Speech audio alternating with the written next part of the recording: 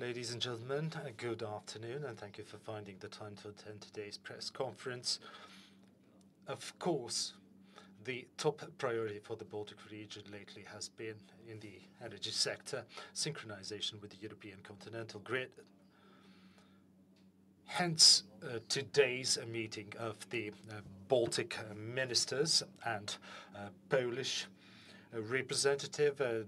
The meeting focused not only on desynchronization from the BRELL network, but also on further steps, including also energy security. We'll start with statements of our ministers, and then we'll have open the floor for Q&A section. We'll start with our host, Kaspars, Melnis, the Latvian Climate Energy Minister. Good afternoon. I should start by thanking sincerely my Baltic and Polish colleagues for finding the time to come to Riga to discuss all the current needs with regard to the BRELL desynchronization. We discussed our readiness to desynchronize or depart from the network. Everything is proceeding according to the plans. We also discussed the impact of recent incidents or accidents rather on our desynchronization. We have enough capacities to conduct the testing and complete the desynchronization. It was necessary to put all those milestones on the paper with my colleagues and to agree on what has been done. And together with operators, indeed, we have made a major effort to meet all the deadlines with respect to the desynchronization and bringing ourselves closer to actual departure.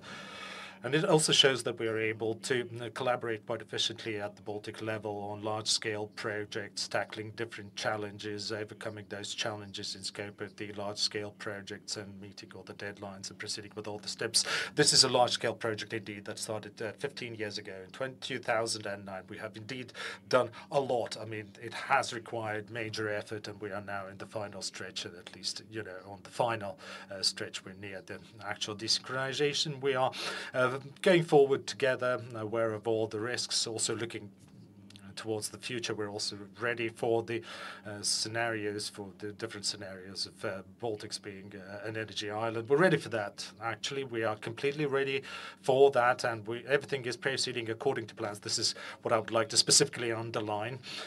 This is what we also agreed today during our meeting. And as regards to the project costs, and it was confirmed during today's negotiations that we are completely ready. We're on the same page. We are going forward, and collectively we were able to complete this large-scale project. And in 2009, everyone confirmed that, and we were ready on all levels, and we are in fact ready on all levels to complete the synchronization, starting from the government up to all the operators and all the people on the ground. Thank you. And now the floor is given to Madam Yoko Alender, the Estonian Climate Minister.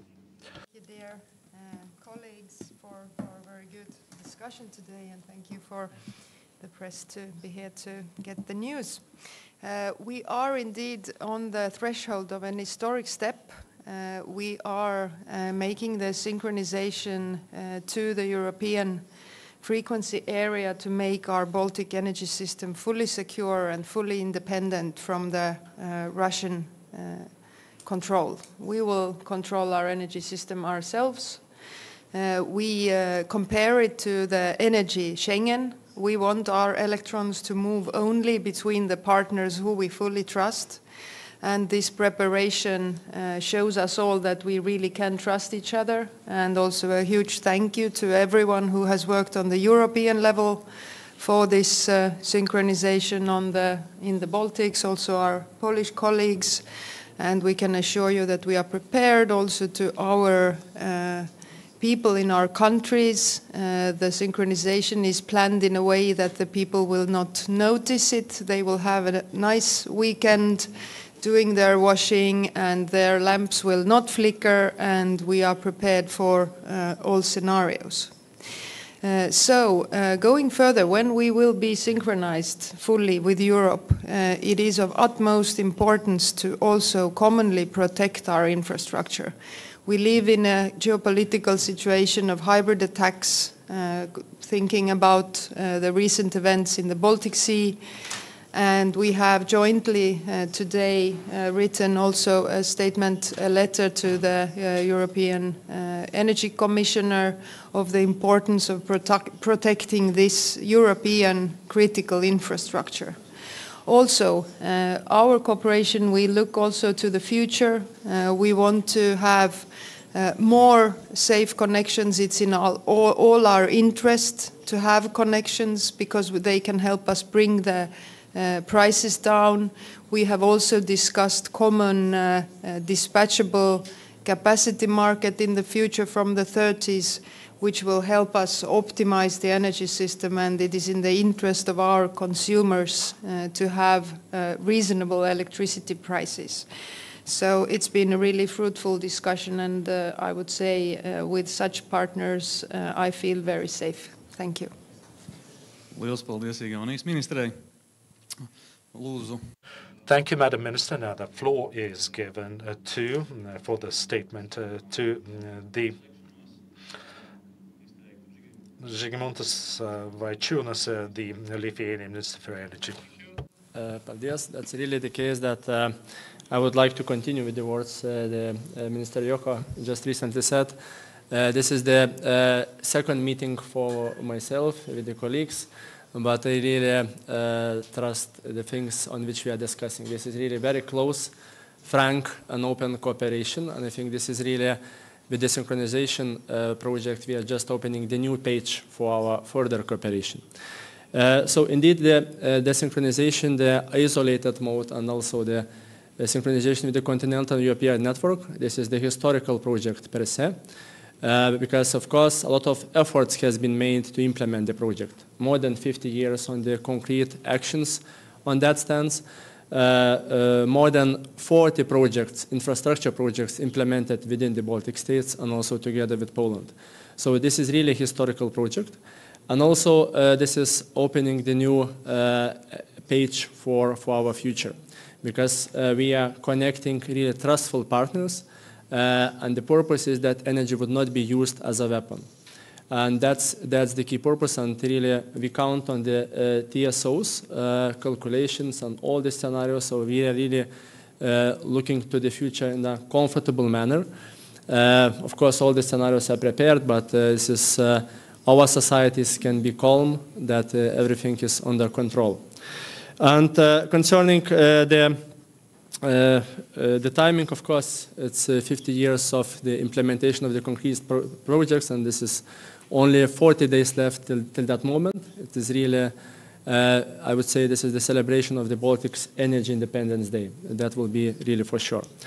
Concerning the next stages, we of course discussed about the infrastructure protection, which is really important, having in mind the incidents in the Baltic Sea.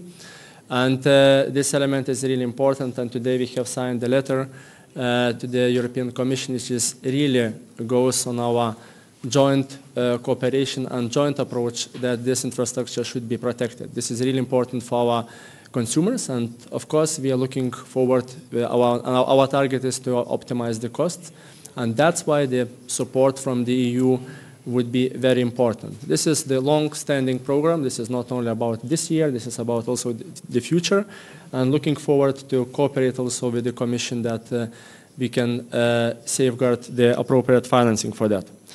The next point is, of course, that we have discussed about the future projects, and one of the things for the future is, of course, the development of the flexible generation instruments, measures, and the capacities. We had really good exchanges between the ministers, and I think that we have looking to the same direction, and we agreed that on that we have to work jointly to look at the future capacities on the joint efforts. And really the synchronization project is just the thing on which we have learned to work jointly, and looking forward to do that in the future. So that's the key points which we have discussed, and really once again thanks for Kaspars for hosting us here in Riga, and looking forward for the next steps of the synchronization. Liels paldies. Thank you to the Lithuanian Energy Minister as regards to the project. It mainly concerns Baltic countries, but we shouldn't forget that Poland is also a very close partner in this project, and there is, of course, interconnection through Poland to the European grid, and therefore I would like to give the floor to Krzysztof Bolesta, the State Secretary of the Ministry of Climate and Environment of Poland.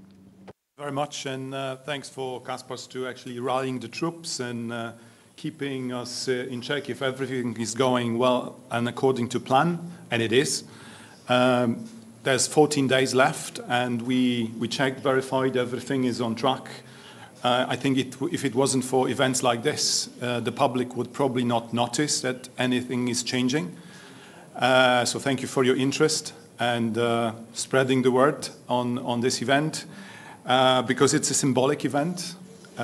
This region is cutting the last ties with Russia, and on something that is absolutely important, because we've learned from unprovoked Russian aggression on Ukraine that energy is being used as a weapon. And this is something that between us, we always been banging on about in Brussels, and we've been ignored to a large extent. Now the situation is far more different, and energy security is in the heart of energy policy. And this is, I believe, this is the first step of making the energy system more secure, more resilient. Poland is now holding the EU presidency for the next 6 months, and we made energy security one of our priorities, and we'll continue to look to work with this. This initiative is one of the most important events during Polish presidency, and well, see you in 14 days in Lithuania. Liels paldies runātājiem. Thank you, dear ministers and the representatives of the ministries. We'll now open the floor for questions, and since we have 2 working languages, I would like to also ask you to wait for the microphone before you ask the question. Sveicināti! Good afternoon. I'm from the 360 TV News on INR's Layers. A question to all 3 ministers, Baltic ministers. As regards to the joint Baltic power station, how close are you to the agreement on the joint power station, and how many years would it take to create it or to build it, and how much would it cost? And to whom would you like to address the question? To the Baltic ministers. Mums ir problēma. Unfortunately, we had a technical problem, and Lithuanian minister didn't get the interpretation. We'll repeat the question now. So the question to all 3 Baltic ministers with regard to possible joint common Baltic power station. How close are you to the agreement on such a power station? How many years would it take, and what would it cost to build such a power station? I will probably start. We are at the moment making baby steps. We are proceeding gradually, and we'll start with the energy security, with the security of the infrastructure. That's the next step. And today we also agreed that we will be working towards next meeting to present our national energy strategies or energy visions at the next meeting. And that's when it will become apparent what potential power stations we might discuss or work on in future, because we have to sort out the capacities and how the synchronization will impact our systems and common grid. Thank you for the question. Indeed, that's naturally after the synchronization. We will be more interconnected, and we will be more interdependent. So that's why we have agreed to work jointly to evaluate the needs for the flexible power generation. That's the key principle. Of course, we didn't discuss about the concrete timing or any other things, because we need to work by step-by-step approach. So first of all, we need to investigate what are the needs in our region. But I think this is quite an achievement that we are talking that we have synchronously look at this item. And of course, and we have agreed to exchange that in the next meetings to present from our side what are the calculations from our TSOs, and then to see what would be feasible to implement. I would point the very concrete example, as we have discussed. This is the synchronous compensators. This is the package of the synchronization project. The concept has been that in 2018 we have agreed to build 9 synchronous compensators and to distribute in each of the 3 member states 3 synchronous compensators in Estonia, 3 in Latvia, and 3 in Lithuania. So this is the concept, the perception. We have to evaluate in depth and to take the next steps. Yes, thank you. Thank you for the question. We have all in our 3 Baltic states different dispatchable capacities, electricity plants which you can turn on and turn off. And these are very important. As we are developing renewables, we also need these dispatchable capacities which you turn off and turn on. And these provide our energy security. We have, some countries have hydro, some have gas, some have biogas, some have biomass. We have oil shale in Estonia. And we are talking about cooperating in, when we plan these capacities, we plan them in such a way that the consumer will in the future be able to buy from the cheapest bidder. So the goal is to optimize a bigger system of producers who offer these capacities, and the win is in it for the consumers. So we are looking in the 30s perhaps will be this timeline. And the goal is to plan together, and maybe at some point we are prepared to also have a common mechanism, a common market where the consumer can buy from the cheapest bidder these reserves. Thank you.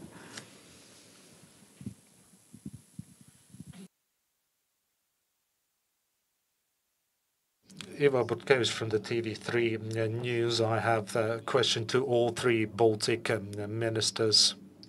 With the desynchronization date approaching, it will be in February, as you mentioned. So in this period, as you are monitoring the system, have you noticed any irregularities, any other problems that might indicate that there are attempts from the Russian side to somehow impact the system?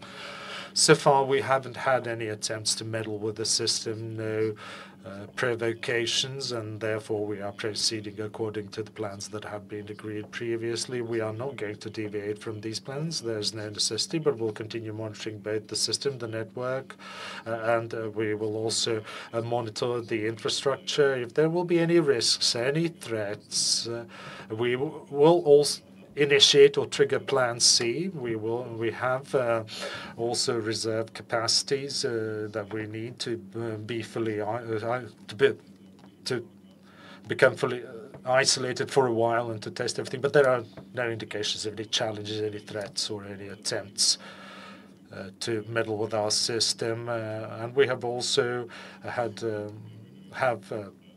check different scenarios in case of any influence or intervention, and TSOs are ready to respond. Thank you. That's, of course, our TSOs has presented the information about the preparation for the next stages.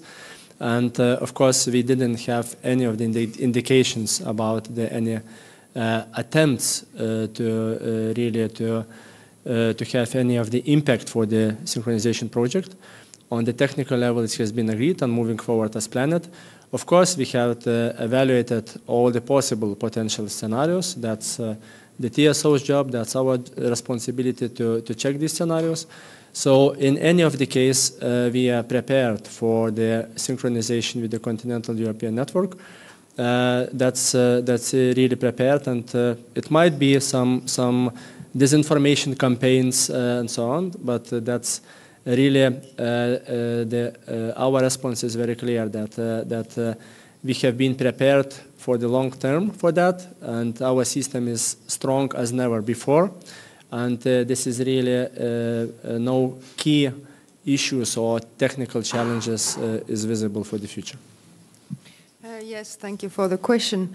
Also on our side, the risk assessments have in no way changed because of the synchronization. It is important to stress that the synchronization with the European system is done to make the whole energy system safer and to make it not dependent on possible actions from Russian side. We also have put in place in all countries extra protection of the infrastructure during these changes. But what is important to stress is that there are always risks to energy systems, of course, and caution and risk assessment and plans for operation in case of all scenarios have been made. Also, like we have discussed many initiatives today, the question of the Russian shadow fleet in the Baltic Sea is a question which has high importance in the question of our connections underwater. And the issue with the disinformation was mentioned. If anyone is telling people in their homes that they need to change something in their behavior regarding the desynchronization, this is false news. You don't need to change anything. You can continue your life as you would any other weekend. Thank you.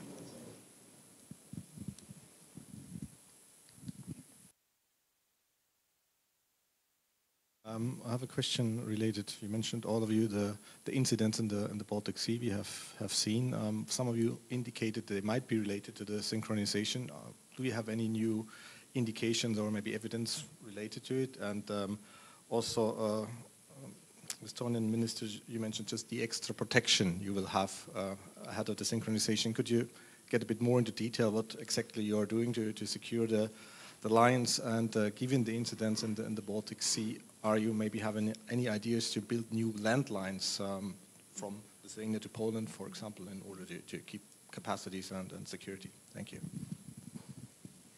Yeah, if I may start, we have also, after the Estlink 2 sabotage, of course, it is important to stress that the Finnish authorities are still making an investigation into the reasons of this event, but in any case it is important to stress that our people feel that this was a sabotage against our critical infrastructure, and this has costs, and the costs need to also be paid by the ones who are responsible.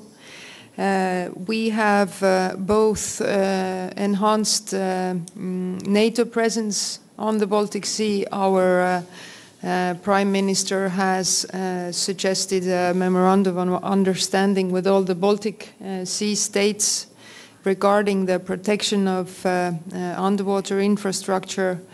We are also working on the on-land security of our infrastructure, and there are several plans in place for new connections between our countries, and it is very important that we design them in a way that they are less prone to sabotage. Also, we are using different security partners, both from the defense and the police side, to protect the critical infrastructure. We have no such concrete proof that these are connected to the desync process. But our assessment is, of course, that the shadow fleet still poses a significant risk, not only to the infrastructure, but also to the environment. The first point I would like to make, this is about the separation of two different items. This is the synchronization with the continental Europe and enhancement of the infrastructure protection. This completely different separate issues. And those who are trying to say that it's connected, this is really fake news on that. It's really the issue is that our system will become stronger after synchronization with the continental European network, that's for sure. The issue is that, of course, having in mind the incidents in the Baltic Sea, we have to enhance the protection of our infrastructure. So as Minister Yoko has been referred concerning the Baltic Sea, it should be the national measures, it should be the NATO measures and European Union measures.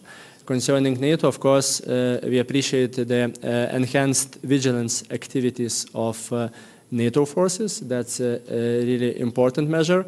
And also looking forward for any instruments which will be on the technical level and also on the political level to be made.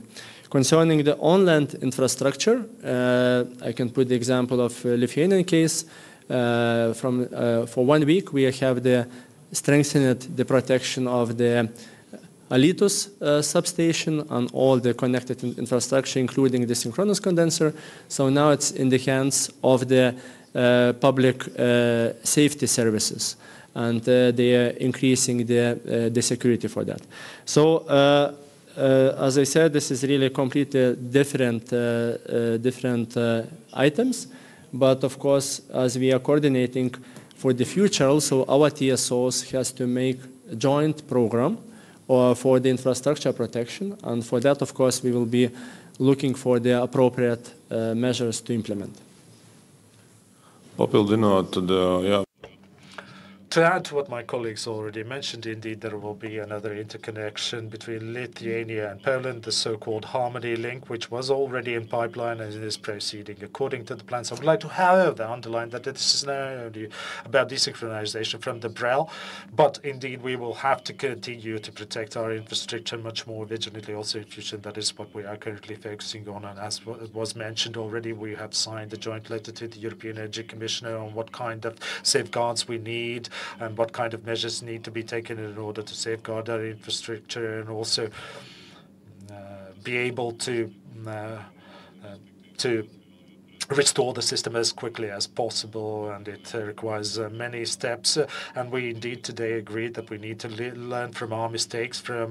We need to make lessons from our past mistakes. And as we desynchronize, we need to think about the new reality, about the new circumstances. Desynchronization was initiated in 2009. We are living in different reality today, and we have to take into account this different reality.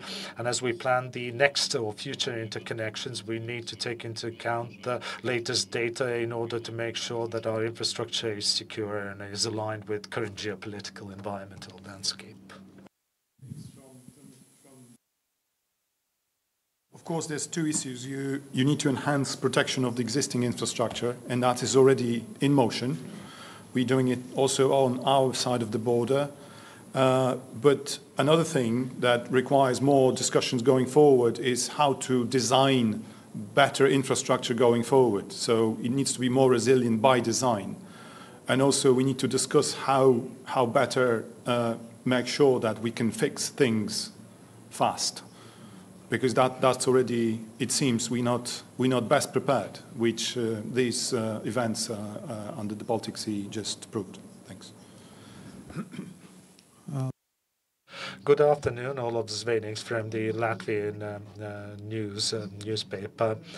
So desynchronization and synchronization is what we are talking about here today. So from the end consumer point of view, the biggest risks are not disruptions or blackouts, but power surges that will burn the microchips in some of the equipment. What have all three Baltic countries done to avoid these power surges? Have you identified the sort of the main servers, and what have you done to safeguard these systems? I should probably start by underlining that this is exactly why we're in very close cooperation with the private business, and we are talking about what has happened. And there will be desynchronization during the weekend, and we have blackouts during, for example, extreme storms and this is something that we are focusing on as a risk, and we are, of course, communicating, and we have also contacted or reached out to the biggest energy companies, and energy companies themselves have also invested in potential safeguards. There are generators. There are backup generators. For example, during the storms, they are being used, and there are also batteries that are being used in order to stabilize the power supply, and that's already been done. And this is something that we have been closely discussing with the energy companies, and we will also have the compensators as well, as was mentioned, and they will make sure that we have a stable frequency. If you want additional details with regard to which equipment has been installed where, you should ask probably the energy companies to get that. And you can also submit your question in writing. We'll be able to provide more elaborate answers there. Question. This is a very a good example of how this energy in a way is a very difficult matter, and also maybe we can compare it to when the war in Ukraine, the full-scale invasion started. Then we started discussing also at our dinner tables what kind of weapons would be needed, what kind of solutions. A little bit similar with when the energy crisis started. Energy is something that concerns us all, and it is always very good to talk to the experts, to talk to the engineers, the electrical engineers, and I have had very good cooperation with our transmission partners, our grid operators, people who, engineers who have worked. For example, the leader of our TSO, Ellering, telling us how in 2008 already, he was there during these tests of the island mode in 2008, using the switches, so to say. And then I can trust him when he tells me that everything is prepared, no lights will flicker. You don't need to pull out the plug from your TV, because nothing will happen. That's why we have all the technical systems in place, and we have prepared for quite a large sum of money has been put into this, and the specialists have done their job. So as a minister, I have full trust in our engineers. Thank you. Okay, I will start with the same message that we have full trust in our engineers and our TSOs. But at the same time, it's really the case that the world is very dynamic. And of course, our job will not be finished with the day of synchronization. So it's fully on the both sides, on the technical side as well as on our side, to do the things and to further improve the system, to find the appropriate solutions. But the key question is that we will be working with the same frequency with the trustful partners. And also together with the Baltic States, we will have the frequency assessment systems, and our TSOs will be coordinating every single step. So that will be really improving the further safety and security of our systems.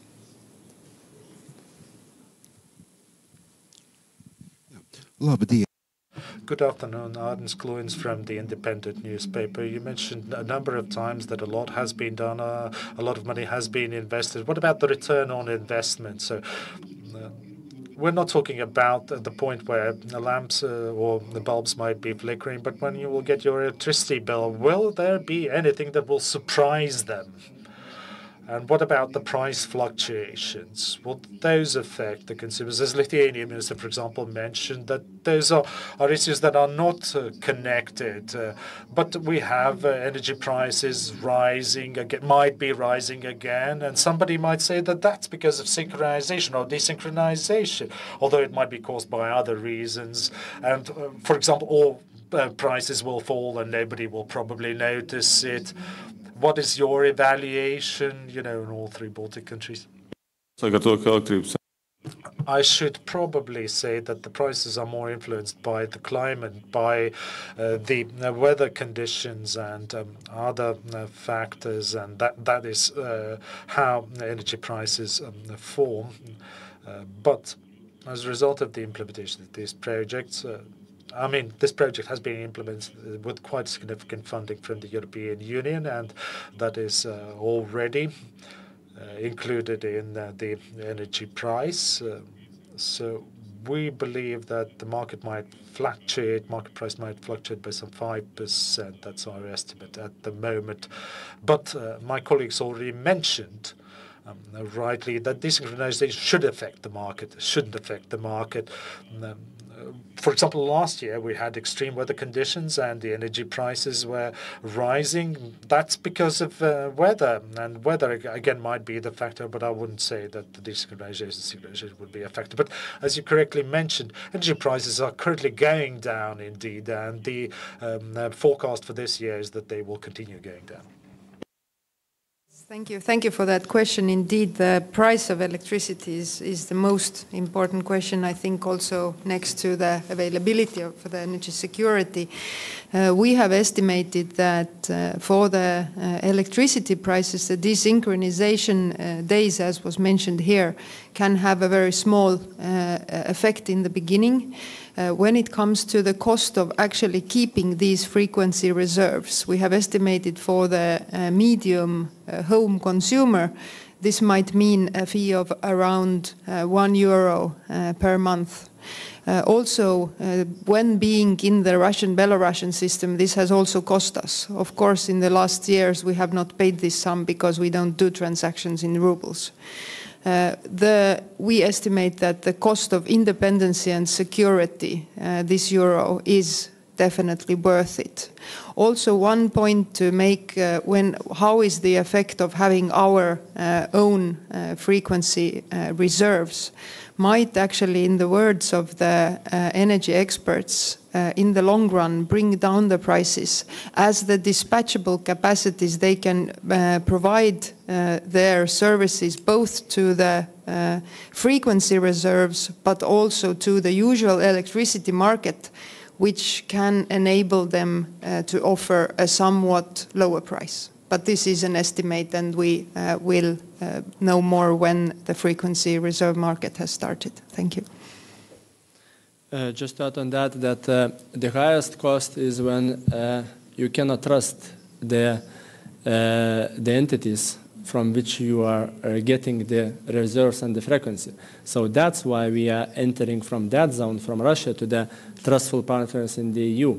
And that's the main game changer in this situation. Of course, concerning the electricity prices are always fluctuating depending on the weather, on other conditions. But I think it's really important to mention that the synchronization project is a security project for our societies. That's why this project has been extensively supported by the European Union, by the European Commission. 75% of all the capital investments for all this infrastructure has been supported by the European Union. So that's why it's in principle was without any additional cost for our societies. Concerning the cost for the electricity, at that time in 2018, 2017, we had lengthy discussions about the operational costs, but the solution has been found, and this is this sophisticated term as synchronous condensers. Actually, this is the innovation which lets to reduce the cost, and this is just very small minimum cost. And to explain this very simply, this is like a perpetuum mobile. This is the engine which is running all the time without burning gas or any other sources. So that's why this is we have no cost in principle for the consumers. The only small amount is about, and Minister Yoko has been referred to that, this is about the balancing costs. For that, it will be the new balancing market. In the future, we will have more flexibilities there, and we see not only secure market, but also more flexible market. There's also one thing I would like to add, because it's on top of what my colleagues said. There has been a special commission in Poland working on misinformation connected to Russian aggression on Ukraine. And the report issued on the 10th of January shows that there's a huge element of climate and energy in this misinformation effort going from Russia. So you will hear many things. You might even hear that cows did not give milk because of desynchronization. But this could be all part of the larger misinformation effort. So this is also very important to just look at the news with a critical eye, because Russia is making this also a cyber war. Thank you. As far as I know, Baltic cows have promised to give us enough milk. We've unfortunately run out of time for the press conference. Thank you all for the time. Thank you, dear ministers, for the time. Let's keep working. Thank you.